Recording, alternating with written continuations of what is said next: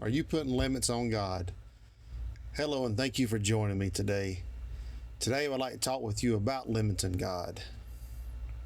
Limiting God happens in different ways for different people. But limiting God, I think for most, it starts with unbelief.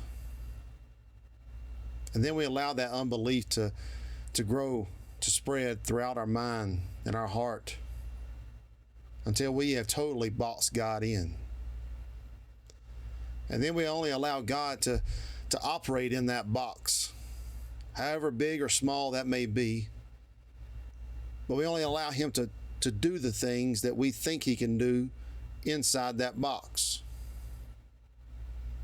But in doing so, we have limited God. And what a terrible thing to do, to put limits on a limitless God.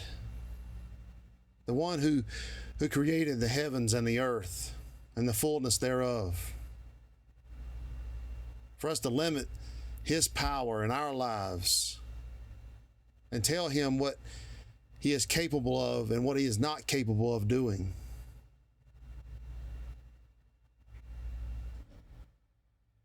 And to be honest, that is what we're doing when we're limiting Him. We're telling Him that, God, I don't think you can do this. This is outside of the box. That addiction that you can set me free from is outside of the box. That healing that I need in my body or in my spirit, that's outside of the box. That providing that I need you to come through on is outside of the box. But the things I believe in, you can do it right here in this box. Well, I'm here to tell you that He is able. He's able to do anything and everything. Ephesians 3:20 says, "Now unto Him," that's being the Lord, being God, "that is able to do exceeding abundantly above all that we ask or think, according to the power that worketh in us." He is able to do exceedingly and abundantly above anything that we could ever ask Him or even think of. Now, I don't know about you, but it doesn't sound like He left anything out on that one. So why do we as Christians limit God? Why do we as Christians who serve the God of creation not allow Him to do what He says He can do? The Bible is full of stories of victory and triumph. From Moses splitting the Red Sea, David facing Goliath, Daniel in the lion's den, and Shadrach, Meshach, and Abednego in the fiery furnace. And this is just a few of the wonderful stories in the Bible that are victory and triumph, that is showing what our God is capable of. Do you think Jesus is capable of doing everything? I most certainly think He can. But seriously, do you think Jesus is capable of doing everything?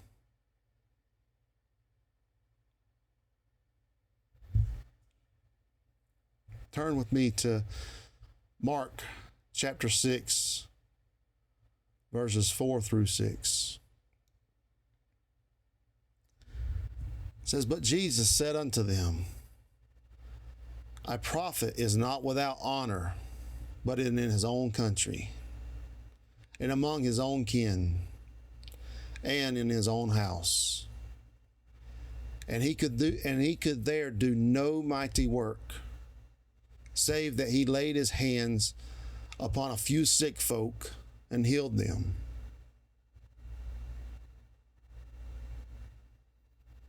And he marveled because of their unbelief. And he went round about the villages teaching." This story really makes me wonder what in the world these people were thinking. What is going through their minds? What is going on in their hearts? Jesus, the King of Kings and Lord of Lords, he is the Son of God.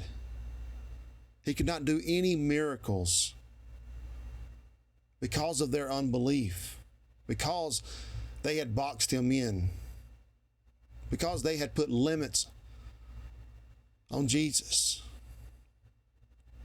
And as the word says, that Jesus marveled at their unbelief. You know, the Bible only mentions Jesus marveling twice. One was at the faith of the centurion, and the other one's at this unbelief, this lack of faith of these people.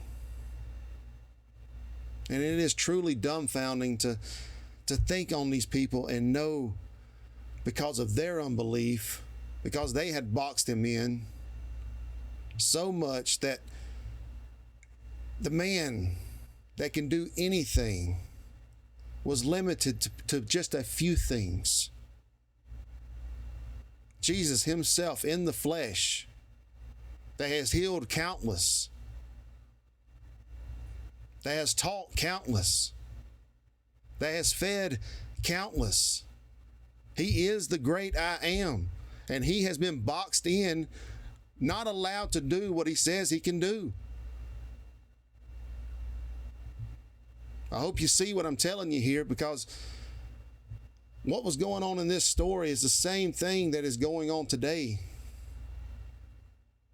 He is the light of the world, the Prince of Peace.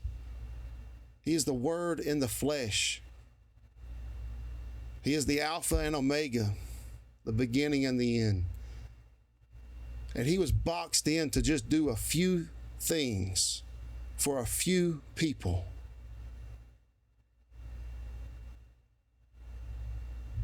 And he could not operate in their lives because of limits that they created, because of boxes that they put him in. Then there are others that let him do what he says he can do. And they saw the miracles and saw the healings. And they live a life, and they live it more abundantly, because they don't put limits on a limitless God. I have personally seen him provide in ways that seemed impossible. If you put it all on paper, they just don't add up. I have seen him heal people.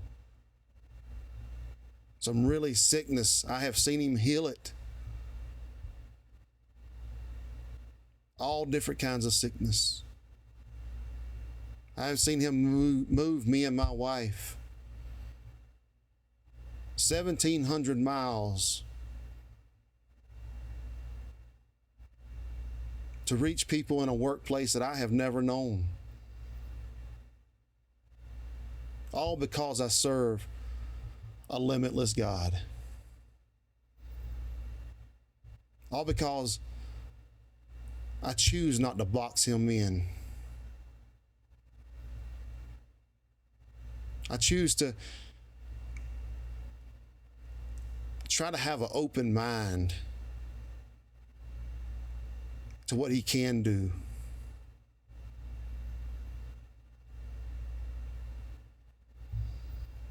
All because he is the same God that performed all those mighty, wondrous works back then, as he is today. Because he is the same yesterday, today, and forever. So I ask you now, what are you limiting God in? What is this box that you have put around him?